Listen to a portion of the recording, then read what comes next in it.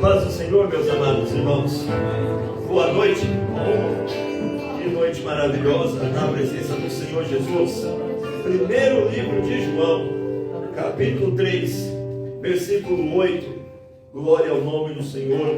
O nosso Senhor Jesus está entre nós, e a Ele seja a honra, glória e louvor. Capítulo 7, para agora, versículo 7, para agora do Senhor. De trás para frente é mais fácil. 1 João, capítulo 3, versículo 7, nós vamos ler até o versículo 10, para a glória do Senhor Jesus. Deus é maravilhoso. Aleluia. Como o Senhor é fiel em suas promessas. Aqueles que encontraram, digam amém. Quem não encontrou, diga misericórdia. Primeira epístola de João, capítulo 3, versículo 7. De trás para frente é mais fácil. Glória ao nome do Senhor Jesus. Vamos lá. Filhinhos, não se deixe enganar por ninguém. Aquele que pratica a justiça é justo, assim como ele é Jesus, é justo. Aquele que pratica o pecado procede do diabo, porque o diabo vive pecando desde o princípio. Para isso se manifestou o Filho de Deus, para destruir as obras do diabo. Todo aquele que é nascido de Deus não vive na prática do pecado, porque nele permanece a semente divina. Esse não pode viver pecando, porque é nascido de Deus. Nisso são manifestos os filhos de Deus e os filhos do diabo. Todo aquele que não pratica a justiça não procede de Deus, e o mesmo vale para aquele que não ama seu irmão. Glória ao nome do Senhor. Senta em nome de Jesus. Mais uma vez, Senhor, cumpre a tua palavra, traz os frutos que o Senhor projetou, meu Deus amado, faça-nos crescer em tua glória, no nome de Jesus. Amém. E glória ao nome do Senhor Jesus. Meus amados e queridos irmãos, né, irmão Laio? Glória a Deus. Nós estamos no culto de ceia e vamos lembrar das obras que o Senhor fez por nós na cruz. Nós estamos diante de um texto que, de certa forma, é conhecido em algum momento na vida cristã.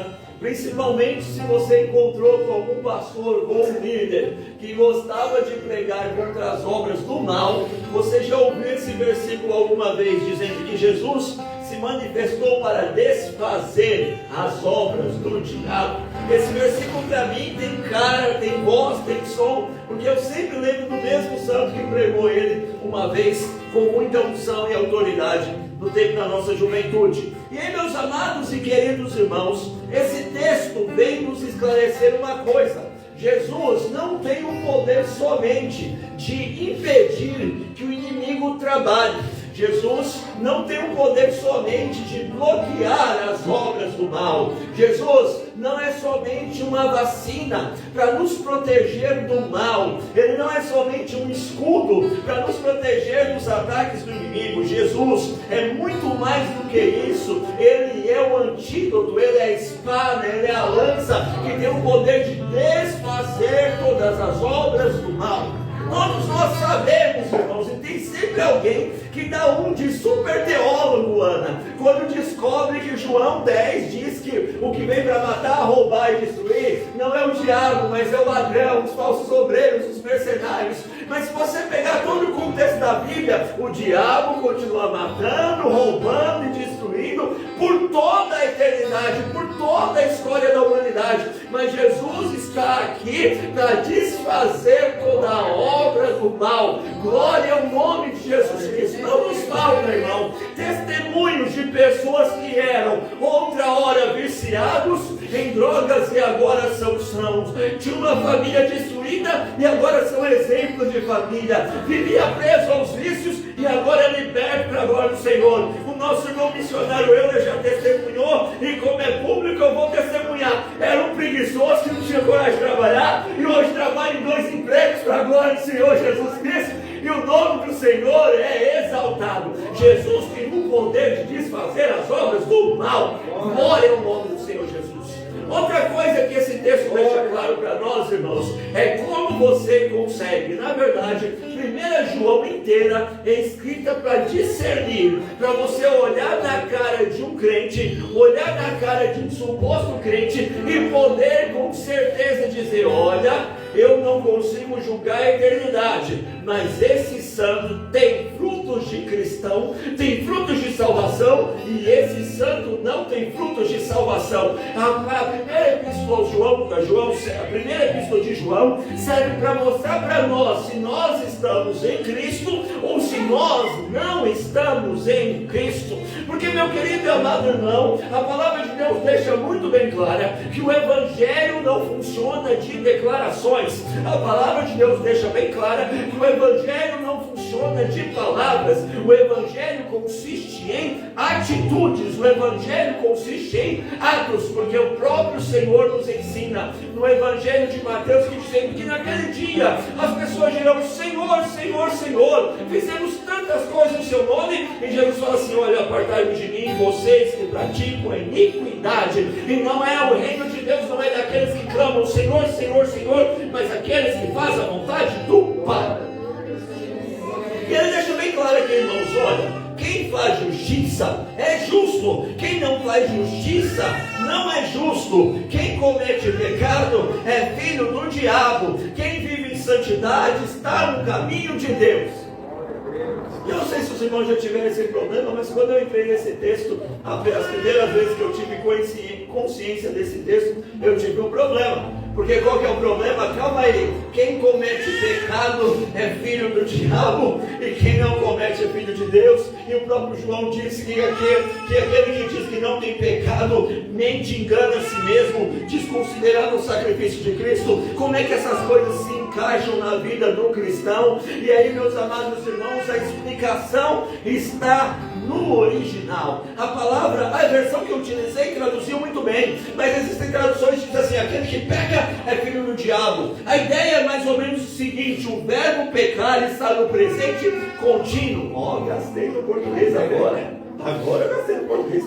Presente contínuo, o redundância é como estou falando, estou pregando, estou louvando. O irmão Enos está tocando um presente contínuo, repetitivo. O que isso tem a ver conosco, meus amados irmãos? Não é mister que um cristão peque, mas o cristão que pecar, como diz 1 João capítulo 2, deve se arrepender e buscar em Cristo auxílio, porque o sangue de Jesus nos purifica de todo pecado. Mas dá fruto de que não encontrou a salvação quando o pecado faz parte da vida, o pecado faz parte da prática, o pecado faz parte da vida, o pecado faz parte da característica da pessoa. Deixa eu explicar melhor. Um cristão pode, não pode, quando eu digo pode, não é no termo de autorização, que ele está liberado para aquilo, naquilo de que ocasional, pode ocorrer, acontecer. Um cristão pode mentir, alguma vez ele pode se pegar mentindo, mas ninguém pode chegar e dizer que o cristão é um mentiroso. Um cristão pode ser alguém que não respeita horários, alguém que não respeita compromissos, alguém que pode assim, alguma vez ou outra falhar com sua palavra, mas não é da caráter de um cristão dizer que ele está sempre desonrando os compromissos, e você não pode confiar na palavra dele. Um cristão pode se pegar falando coisas indecentes, não é lícito, mas pode se pegar falando coisas indecentes, mas não é lícito, não é fruto de um cristão quando a característica dele é ser um imundo, de lábios impuros, de pensamentos impróprios e inadequados. O que isso quer dizer? Isso quer dizer que você não pode ter um adjetivo pecaminoso que acompanhe o seu nome. Você não pode ter um adjetivo pecaminoso que acompanhe o seu nome. O Lucas é uma bênção, mas de vez em quando, ou sempre que eu encontro com ele, ele está murmurando. O Lucas é uma bênção, mas ele fala que vem e nunca chega. O Lucas é uma bênção, mas toda vez ele tem uma fofoca para contar. O Lucas é uma bênção, mas de vez em quando os olhos dele estão sempre olhando coisas que não devem. O Lucas é uma bênção, mas nunca é constante na obra do Senhor. Isso quer dizer que na verdade eu não sou uma bênção, eu estou habitando em trevas, enganando a mim mesmo. Não, meu querido amado irmão, toma cuidado. Porque só daquela novela imunda que as pessoas cantam que nasceu assim, que cresceu assim, vai morrer assim. Se um pecado já faz parte da sua vida, se um pecado já faz parte do seu traço de caráter, se o pecado está enraizado à sua personalidade, as pessoas te conhecem como desanimado, te conhecem como o tristonho da história, te conhecem como preguiçoso, te conhecem como murmurador, te conhecem como enrolado, te conhecem sempre como bruto, te conhece como aquele que possivelmente você precisa se voltar para o Senhor novamente, entregar a sua vida a Ele, se arrepender desses pecados e aceitar a nova vida que Jesus tem para você. Para você. E para você. Certa vez, amados, uns anos atrás, e quando eu conto uma situação que eu tive que falar com alguém, muito desconfortável, porque parece que está em grau de superioridade, mas o irmão tem que repreender o outro. Eu tinha um amigo que nós orávamos muito, orávamos sempre, estávamos sempre buscando a presença do Senhor, e passou uns tempos que começou, depois que nós descemos da oração, começou a ficar meio chato o ambiente. Ele estava sempre reclamando, e o que eu aprendi na vida, irmão Takaki, que um crente não reclama, e o meu espírito diz, um crente não murmura, um crente fala da realidade. Ai, Deus amado, abre os nossos olhos. Um crente não murmura, um crente fala assim, meu serviço está ruim mesmo, mas todo mundo está vendo que meu serviço está ruim, a vida está cansativa mesmo, mas todo mundo está vendo que é cansativa. Um crente não murmura, um crente simplesmente fica relatando aquilo que está incomodando ele, e isso é uma máscara do diabo para esquecer que você está esquecendo de ser grato pela vida que Deus deu a você, porque se Deus te colocou nessa situação, Ele tem poder para tirar por intermédio da oração, mas as pessoas ao seu lado não devem ficar ouvindo esses murmúrios. Mas vamos lá, ele estava desse jeito, todo incomodado, toda vez que nós desciam, estava orando, incomodado, e reclamava, e um dia eu cheguei para ele e falei assim, santo, deixa eu te falar uma coisa, eu te amo em Cristo Jesus, você está entre os meus melhores amigos, nós estamos caminhando junto há muito tempo, mas deixa eu falar uma coisa com você, quando você sai daqui de casa, eu estou cansado, você sai daqui de casa, eu não consigo orar, porque você despeja tanta coisa ruim, você fala, reclama tanto, que eu estou até esfriando a fé de tanto ouvir você reclamar. Ele olhou para mim assim e falou, sério, bicho? Irmão, desculpa aí, mas está difícil, eu estou assim, já estou ficando já estou desanimando, vou despedir de você na esquina, de desce orar na esquina, sem ninguém falar nada, e vai cada um para o seu lado, e ele, no outro dia, ele voltou, e pela misericórdia do Senhor voltou diferente, e agora as palavras eram diferentes, o sentimento era diferente, porque ele viu que na vida dele o pecado não podia ser constante.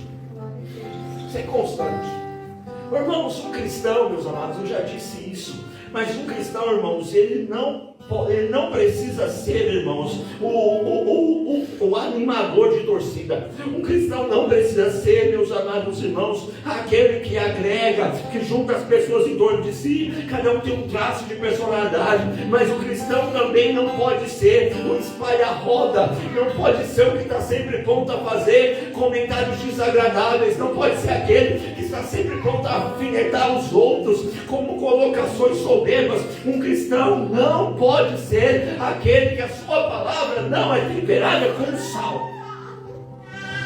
Mas Jesus veio para desfazer as obras do mal. Jesus veio para desfazer as obras do mal. E nessa noite, irmãos, eu vou contar para os irmãos algum testemunho aqui. Talvez os irmãos já ouviram um testemunho parecido com o poder que Jesus tem para transformar a vida das pessoas. Conta-se que numa região, irmãos, próximo ao mar, um rapaz resolveu se engraçar com uma moça.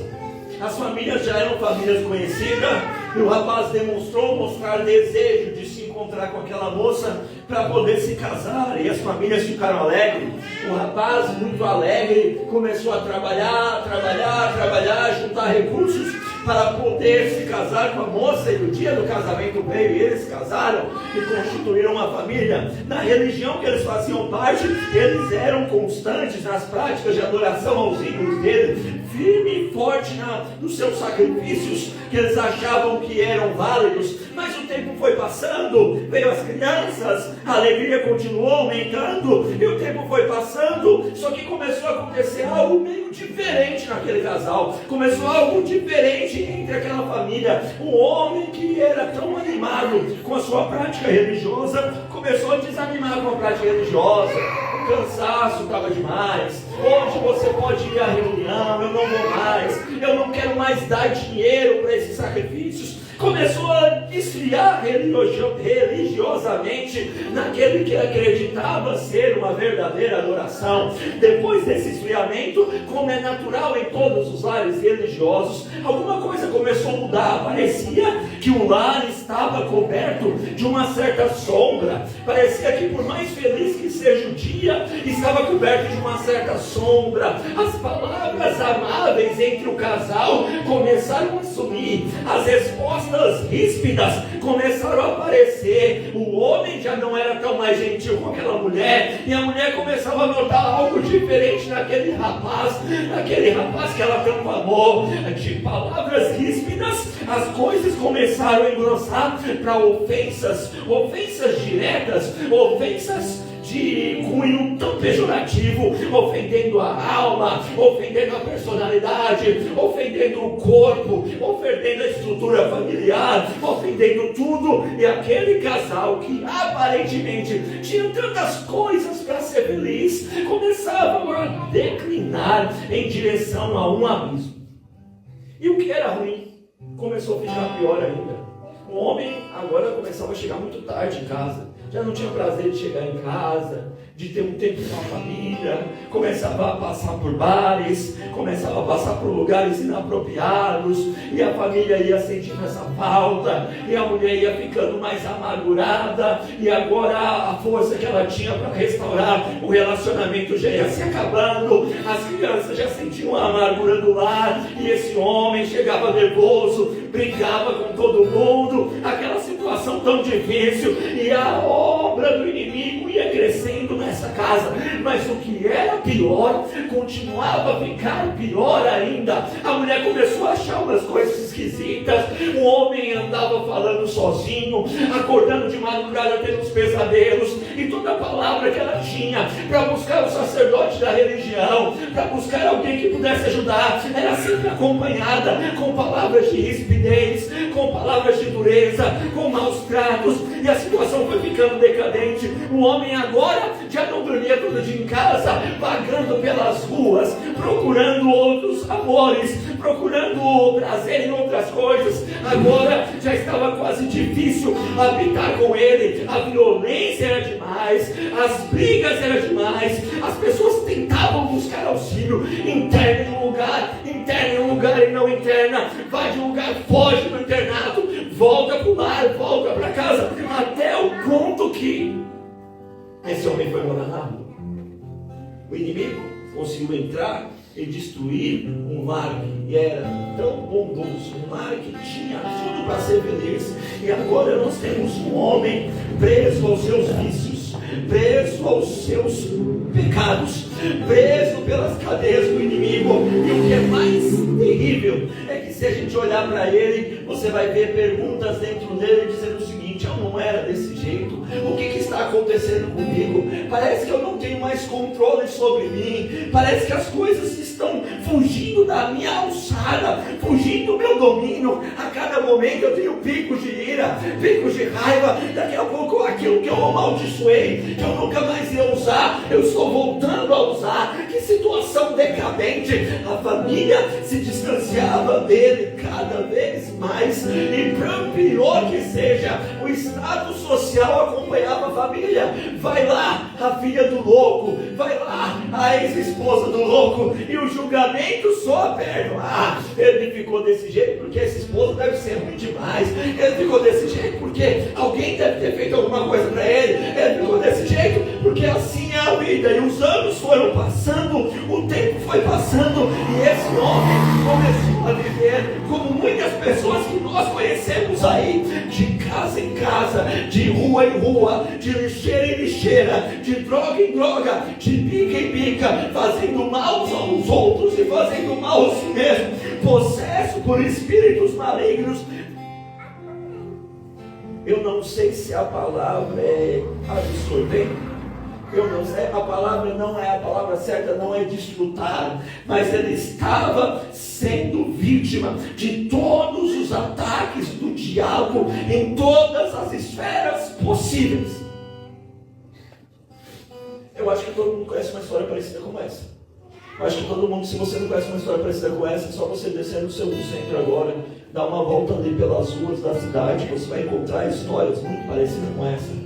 Talvez você não encontre uma história parecida como essa nesse nível, mas com certeza existem vários lugares que nesse exato momento, os casais que falavam de forma amigável, estão falando de forma ríspida, os casais que falavam de forma ríspida, agora estão se tratando com termos pejorativos, os casais que estão se tratando com termos pejorativos, estão espancando-se mutuamente. Aquele que não quer mais chegar em casa, que dá volta para poder passa em casa, passa no futebol, vai pro jogo, a mulher enrola no serviço, faz hora extra para não chegar em casa, e quando chega em casa, já não é mais ele que domina a si mesmo, mas o inimigo toma conta e a situação está destruída, a obra do diabo reina.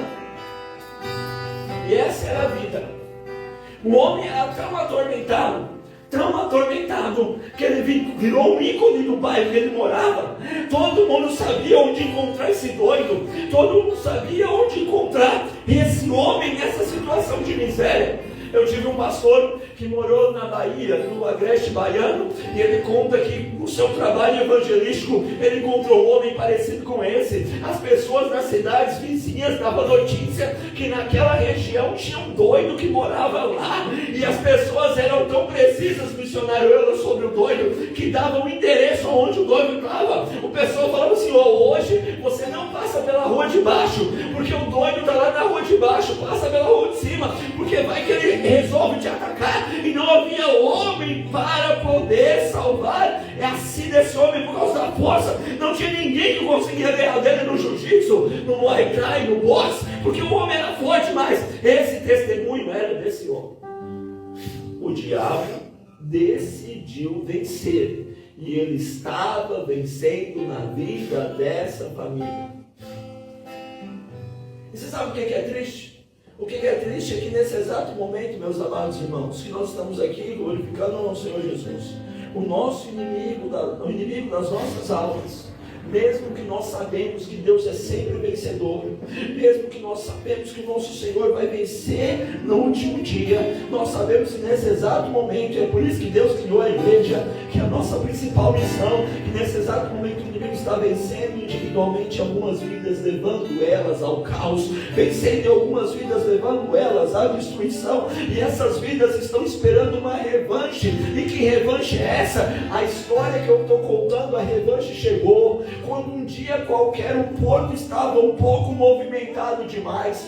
Um dia qualquer o porto que recebia barcos para levar e trazer carnes, trouxe um barco, e o barco não tinha a ideia de comércio. O barco não estava preocupado em comprar e vender. O barco estava preocupado em, depois de passar por uma grande tempestade, aportar em um porto seguro. E o porto seguro, os irmãos já sabem a história que eu estou contando, é o porto de Gadara, na região de Genesaré. E eles partem, descem por ali, e aquele homem que estava tão atormentado, nesse dia ficou mais atormentado. Aquele homem que estava dominado por demônios, nesse dia estava mais atormentado por demônios, porque antes do homem falar qualquer coisa, ele já grita: quem você veio caçar comigo? Quem você veio me procurar? E ele vai embora, Satanás, com seus demônios e a sua legião, porque Jesus veio para desfazer as obras do mal. A história do gadareno, meus amados irmãos, está se repetindo 24 horas por dia. A história do gadareno está se repetindo a todo instante.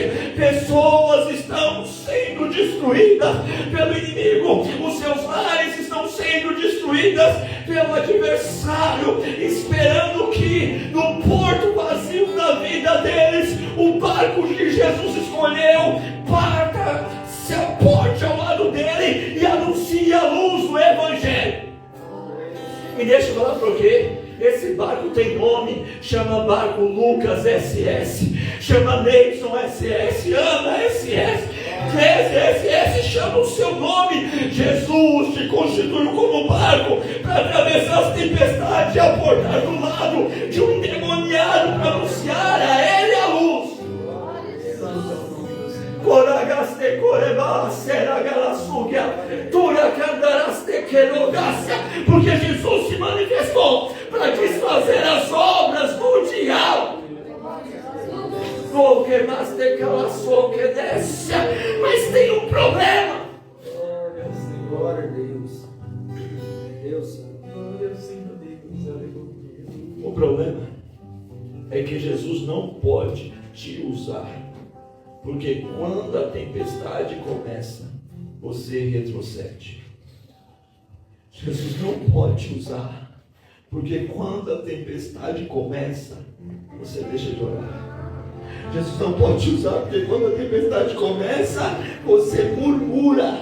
Jesus não pode te usar, porque quando a tempestade começa, você dá piti, diz que vai abandonar tudo. Jesus não pode te usar, porque quando a tempestade começa, você diminui na comunhão com Ele, você volta para trás. Mas tem um versículo na palavra de Deus que me faz ficar de orelha em pé todo dia, que aquele que colocou a mão no arado não é digno do reino se voltar para trás.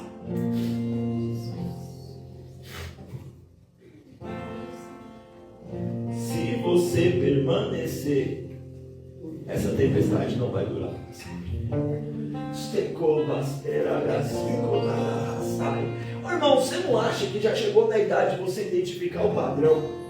Você não acha que já começou a chegar na idade de você identificar o padrão e entender que isso é obra do inimigo contra a sua vida e que Jesus está te colocando nesse loop para você aprender a vencer? Parece que é sempre a mesma coisa. Eu já contei isso e Jesus trouxe isso de novo, então vamos lá. Meu amado irmão, você começa bem, glória ao nome do Senhor Jesus Cristo, aí acontece alguma coisa, alguém te traz uma palavra que machuca o seu coração, aí você vai e volta para trás tudo de novo.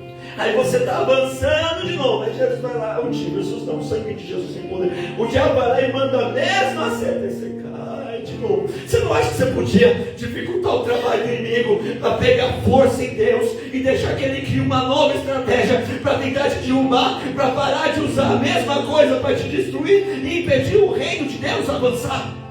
Deus poderoso. Começa bem, aí a crise financeira chega. Começa bem, a crise financeira chega, vai andando, aí dá problema no trabalho, vai andando, aí dá problema no trabalho, e aí vai nesse ciclo, a tempestade aumentando, e do outro lado tem um pai de família atormentado por demônios, esperando uma palavra que vai sair da sua boca para desfazer a obra do diabo, porque Jesus habita no seu coração. Jesus habita no seu coração, irmão. Jesus habita no seu coração, e foi Ele, Deus escolheu você para trazer luz a Ele. Glória a Deus. O homem é liberto. O capeta é tão mentiroso, irmãos, que ele mente até para Jesus. Jesus perguntou a ele qual é o seu nome, e ele não responde o nome, ele responde quantidade. É por isso que não compensa, irmão, ficar conversando com o capeta. A gente faz livros sobre coisas que os demônios testemunharam e vende como uma enciclopédia cristã. Misericórdia, meu amado, do diabo só temos mentira, e as verdades que ele conta não são meias verdades para nos enganar. É por isso que a nossa fé tem que estar em Jesus. O homem é liberto. O homem é liberto. E ele pede para poder voltar. Mas Jesus, em outras palavras, diz para ele o seguinte: eu desfiz as obras do diabo na sua vida, e eu estou dando poder a você, para você voltar para sua casa e desfazer as obras do diabo lá também. Eu te libertei para você libertar. Volta para casa e ganhe o amor da sua esposa novamente. Volta para casa e ganhe o respeito dos seus filhos novamente. Volta para casa e toma posse do homem que você é novamente. Volta para casa e ponha no status que eu te considerei novamente. Seja a luz entre as trevas. Será que deu certo? Deu certo. Esse milagre acontece no capítulo 8 de Mateus. No capítulo 10 de Mateus, Jesus volta para lá. E agora as cidades vinham todas. As cidades vinham correndo todas para poder ser curado pelo homem que restaurou a família do Gadareno.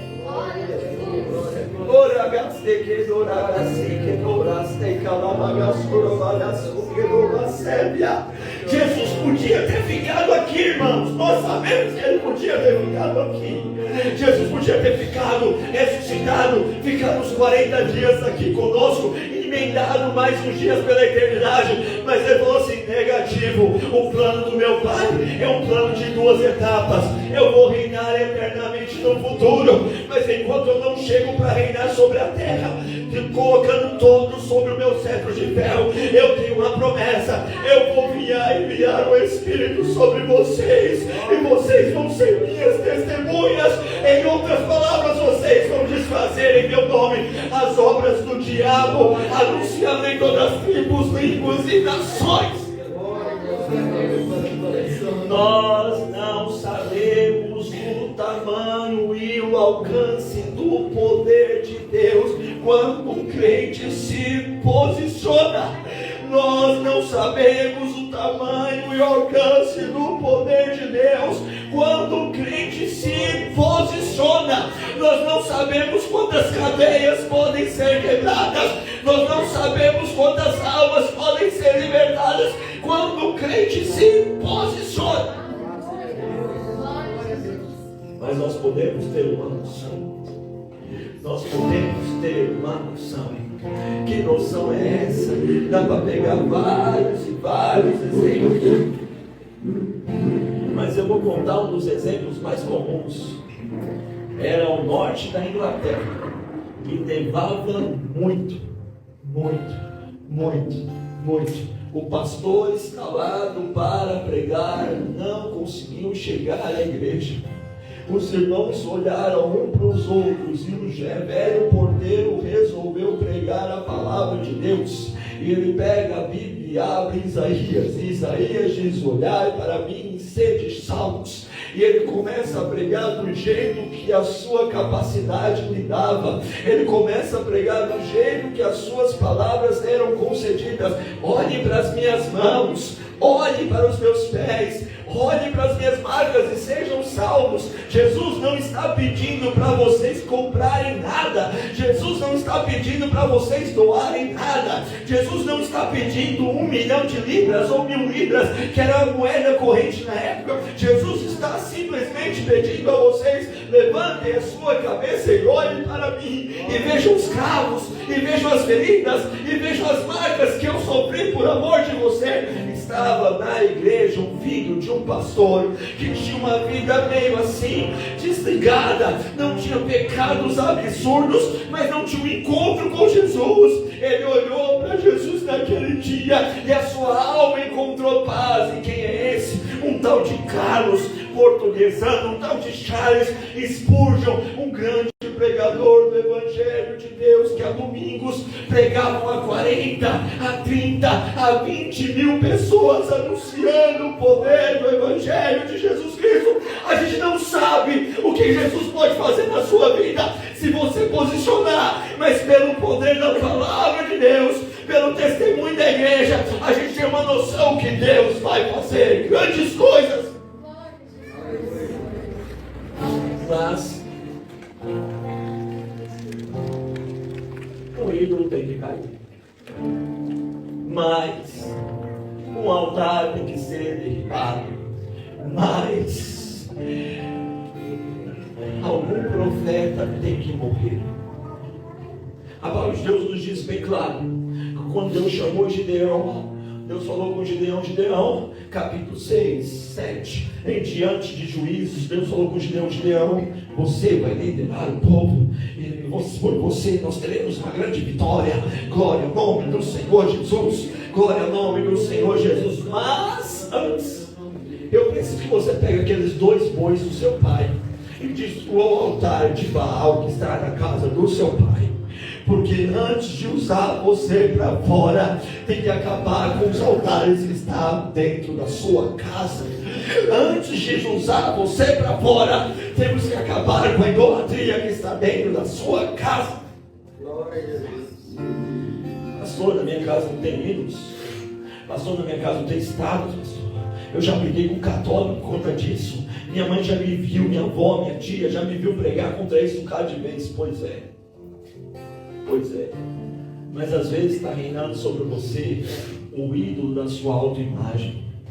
Está reinando sobre você o ídolo do seu ego.